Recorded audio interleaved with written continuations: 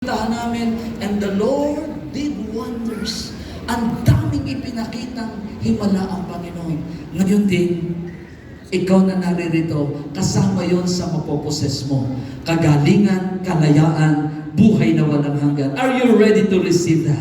Amen. Kumalakpak po ang lahat ang handa tumanggap ng ipinangako ng ating Panginoon. As we evangelize, as we share the good news of our Lord Jesus Christ, marami pong pangako ang Panginoon ng kagalingan at ng paglaya.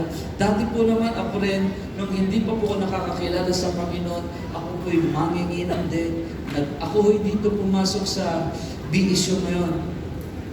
At kami ho pag pumasok ako, yung dati security dyan, bibigyan ko lang ng marijuana yon. Nakakapagpasa ako ng maraming marijuana. Kaibigan ko na yun.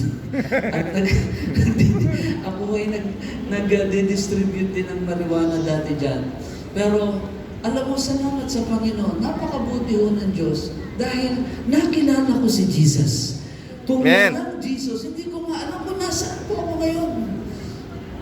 Pagka ho, niyaya kami ng barkada namin, pagdating sa inuman, abay talagang ang tigil lamang ay pagka hindi na makalakad.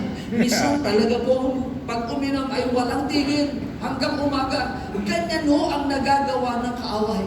Pero may nag-evangelize sa akin, ang aking Ate Gina. Sabi sa akin, aming sumama ka sa akin at tayo ay sisimbahan. Abay, bakit isisimba? Ako na ngayon nasa simbahan. Ako yung kwarmo eh. Ako yung nakakanta mo dyan sa malaking simbahan. Ako ay matagal na kwardyan.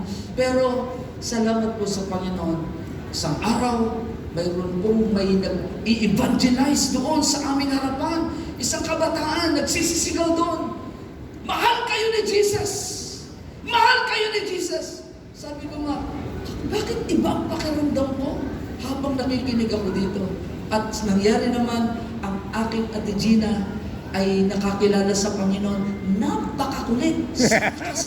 Sama ka amin sa akin.